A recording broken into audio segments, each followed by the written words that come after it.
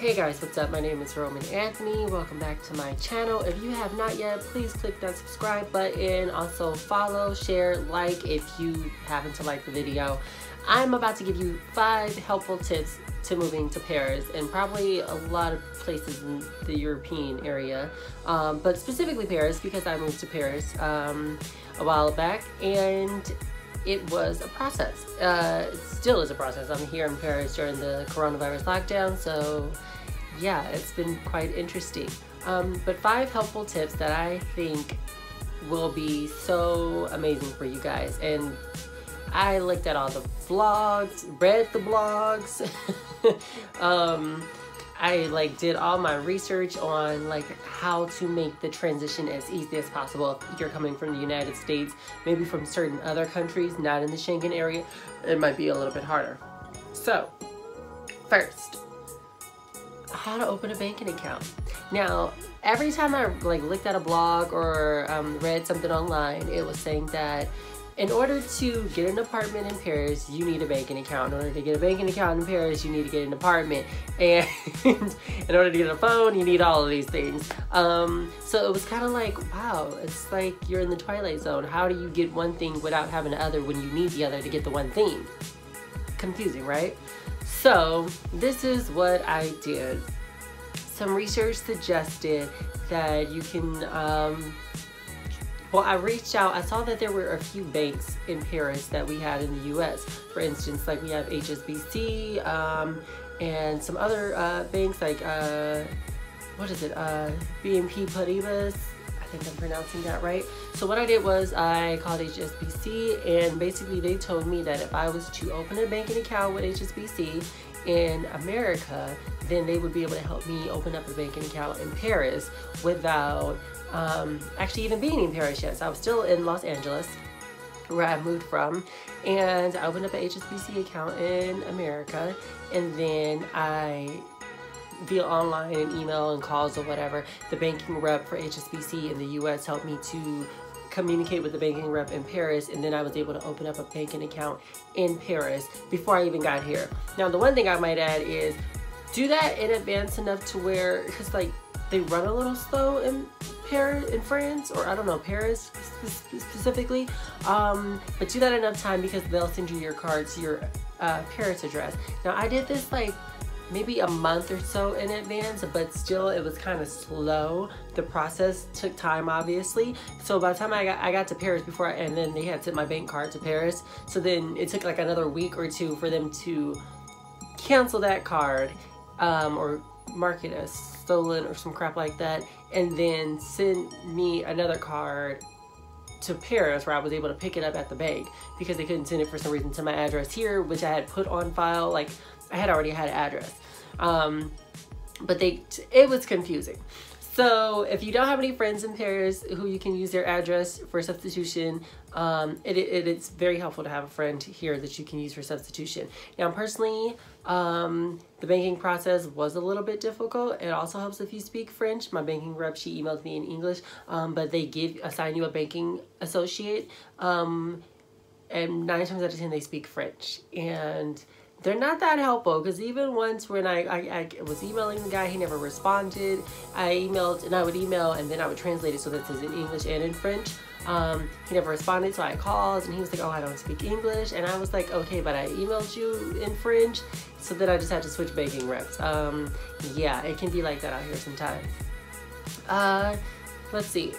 How to find an apartment. So I found my apartment on an app called Spot a Home. Now, they had just came out in France. They had been in a few other countries throughout Europe. So I knew of it, but then it was the first year that they were here in France, specifically Paris, because I didn't see any other states or provinces or something in France, like Marseille or Toulouse or Strasbourg or something. But they had Paris. So I was able to log on, and it's almost as easy as booking the Airbnb, almost. It's mix Airbnb with actually getting a real apartment with deposits and et cetera, and documentation. Basically, you can do it on the app. I swipe, found the apartment that I wanted, and somebody had taken that because I was coming in September, so mostly a lot of students, obviously. But I had a few saved in my things, so I just like kept applying to the ones that I liked or whatever.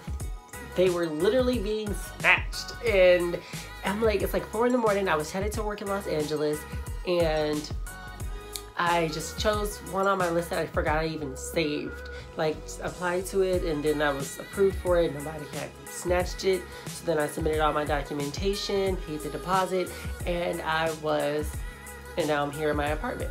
A very small chambre de bonne, might add, but hey, something is better than nothing in most cases, especially if you really, really want to come. So yeah, you kind of leave a lot behind in the U.S.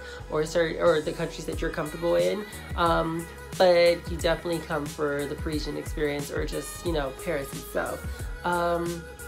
So yeah, if you like, there's PAP, which had a lot of the places that I saw in Spot a Home on PAP. Except Spot a Home, you can put it in English. PAP, it's just in French, and it's harder because you would have to call the agency to like schedule a viewing or to try and get the apartment, and apartments go really quickly here in Paris.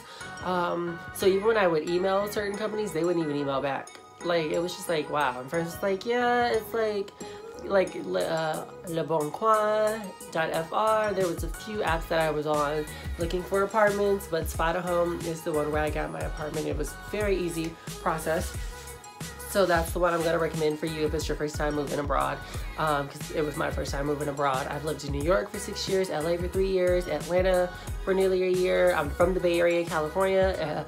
So like, you know, I hop around to a lot of big cities. I feel like I'm a rolling stone. And my first time moving abroad, I definitely wanted to try to be as smart and prepared as possible. Let's see. Phone, Wi-Fi, and cable / utility services. Okay, this is a good one.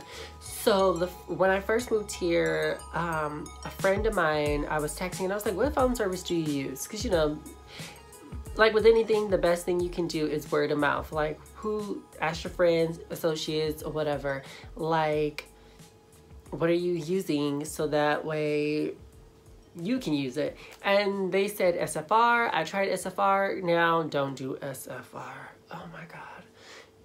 This phone company, Wi-Fi company, was so terrible. Like, literally, I signed up for SFR, say on a Monday. By Wednesday, like, you know, they charged me, you know, they just took the money out of my banking account, because when you open a banking account, the routing and account number is a little different. They have an IBAN number that they use. It's a little longer, and then it's like this little code thing or whatever, but basically you give all the companies this because they just automatically debit your accounts. It's not like you got an app or like paying by card or calling them or, you know, going like to the store or whatever like that. It's usually they just automatically withdraw it from your account. So SFR took the money out of my account, but shut my phone service off. So I couldn't use my phone. I was like, yo, you guys charge me, but then y'all go sit here and take my money? I was like, you're stealing from me. So I was like, okay, well, how can I get my phone back on? So a week's time, I go to the nearest SFR. They were like calling customer service. It was like, okay, it'll be on in like a couple hours. And I'm like, all right, cool. So I go run some errands or whatever like that. By the time I finish and get home, it was late. So like the SFR phone store was closed. So I was like, well, let me see if my phone works. Still doesn't work. The next day, go to another SFR, and it was, let's see, I go to an SFR on Champs-Elysees, and they were like, oh, we can't help you because it's Sunday. But I'm like, but you guys are open.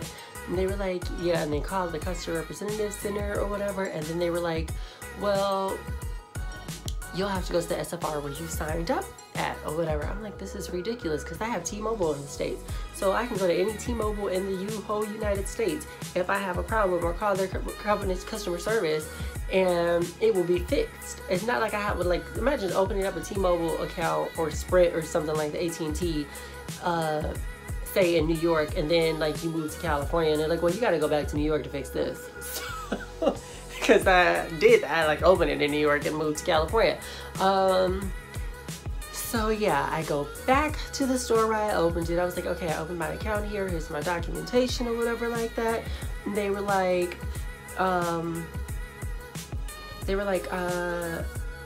yeah, you need your passport and I think my lease agreement or something like that. I was like, my passport and lease. I was like, well, first off, I have pictures of all this on my phone. So here's a picture of my passport.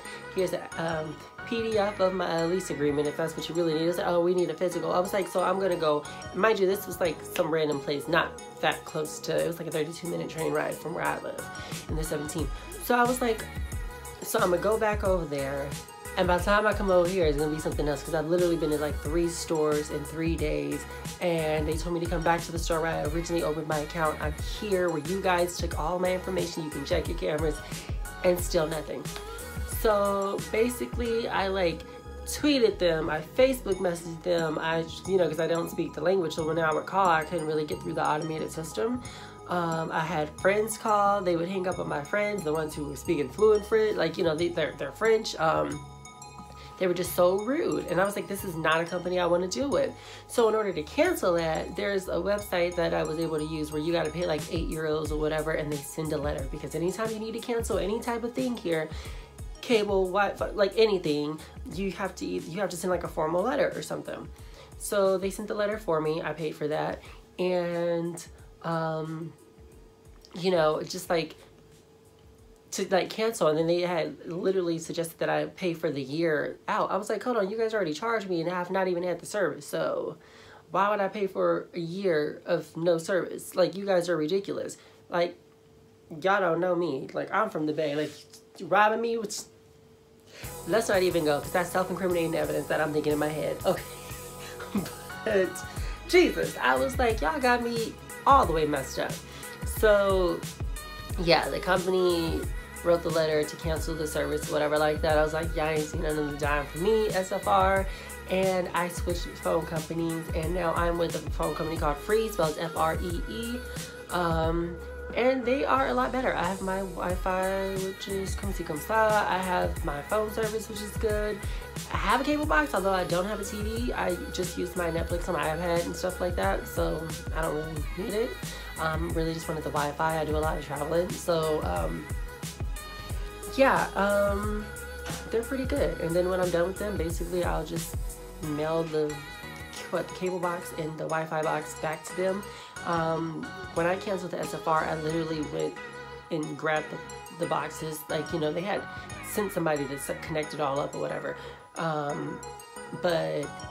Well, the cable didn't need to be connected because I didn't have a TV, but still it just had in the box, but the Wi-Fi was. So basically I just put everything back into the box that it came into, and I dropped it off at the store that I signed up at. I was like, I don't know where to ship this, but like, went to the store, was like, yo, I like literally secretly recorded the whole process, as well as took a picture of it, because keep your documents, because people will try you and friends. They was hitting me up, and I was like, yo, no, I returned all this. Don't say you didn't get me in the store with your representative. Keep evidence, they don't like when you record them here, so be very discreet about it, because it's not like a thing here like they do in the US. But yeah, so I've been with Free, and they're cool. There's also Orange, and I think another one that's pretty popular. But yeah, so let's do a little quick check. For banking accounts, choose HSBC, BNP Paribas, or any bank where you can basically open it in the United States and have a representative help you open one in Paris.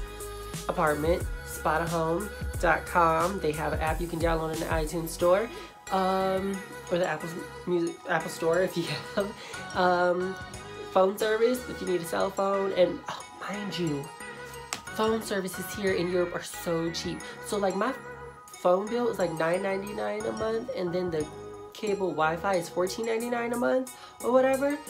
Like literally that to get, like, I paid like $95 or $97.25 for my T-Mobile bill before I did the upgrade to the 8 from the 6. I don't really, just because my maps wasn't working, so it was like, maybe it's too old. And that was in December.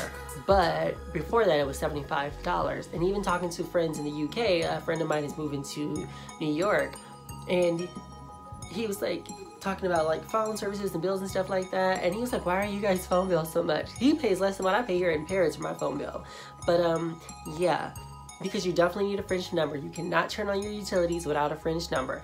I basically had a friend use their number so I can turn on my stuff before I got my phone. if you get here, you can easily go to one of the tobacco stores and get like a little SIM card chip from SFR, unfortunately.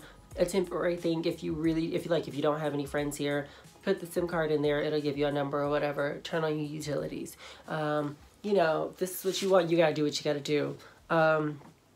You can go to the free location. They have, I think, 2 now. They had 1 when I got here, physical location, because you have to go there to set it up. SFR you'll see all over the place, so it sounds convenient, but just be very mindful and look at the reviews. It's because I didn't look at the reviews, and then after the fact, when I was reading up on them, a lot of people, especially Americans and other expats from other countries, dealt with this. And I was like, this just seems like some sort of fraudulent activity. I don't know how they could get away with this, but then again, we're foreigners, we're expats, so like, they're gonna try to get over. I mean, you know, what do people do in your countries? Like, maybe not you personally, obviously, but there are people in your countries who get over on people who are foreigners everywhere. So I get it. I was like, just don't try and play me. I'm not the one, not the two.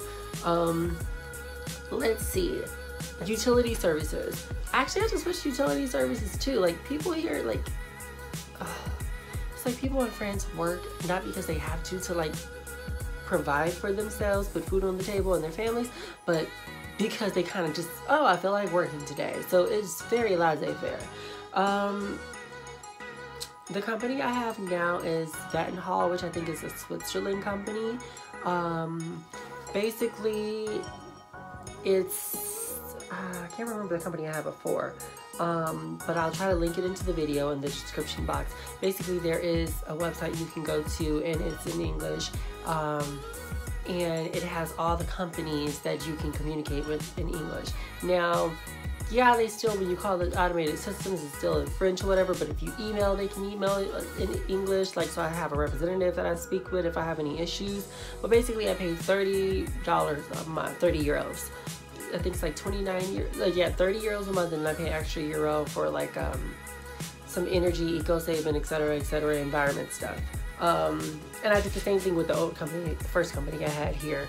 It was 30 euros a month plus $1 if I wanted to donate to this thing. So I do the same thing with Vattenhall, which I have now, the Swiss company, and they are cool because I can email them anytime something is not okay, and I'm just like, yo, let's get this together.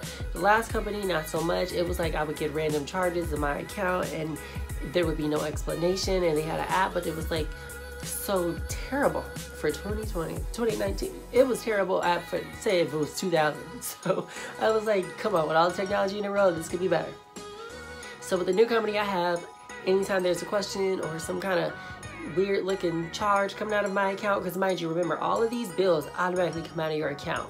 So, and they come out randomly. It's like even your rent, like in the US, rent is always due on the 1st. Here, you might get charged on the 8th one day, but then you might get charged on the 20th the next month, and then the 1st the following month, which is like, yeah, that's like 10, 11 days before you're like, wow, okay. So it's just very random here. How the system works. It just automatically debits out of your account when it feels like it. Even the automated stuff is as French as can be. Let's see. Oh, number 4. Take French lessons. It's so helpful, and you will not hear this. You will hear this more than probably anything in your life. When you move to France and you meet French people, they'll be like, ah, do you speak French? And you say no, or they'll be like, ah, you should learn. And even if you say, oh no, but I'm learning, they'll be like, you should learn. I'm like, okay, like if I can get this down in 24 hours, I would, but it's impossible. So yeah, City Hall has free lessons. I've heard, I've not tried them. I have a tutor. Obviously can't do that with this whole lockdown situation. What else? I was going to do Nanterre University because they do it by semester. So if you want to do like, you know, campus friends and get a student visa or whatever like that, you can do like Nanterre. If you are here for other related issues like work or something like that, or you already have a visa, you can just do free lessons at City Hall. They have different websites. Sometimes these things can be really expensive, I noticed. Like, you're paying over 100 and something euros an hour. So it's, yeah, the free lessons sound good. 5, Auchan. Auchan supermarket is almost like Walmart or Target, except not every Auchan is the same, because there's one that's like not too far from me here. I walked there, it took like 20-30 minutes, and a friend of mine who had studied abroad in the States was like, oh, it's like Walmart. So I find the nearest one, and I was like, oh, this is not like Walmart. Like, it was nothing there. It was small and dead.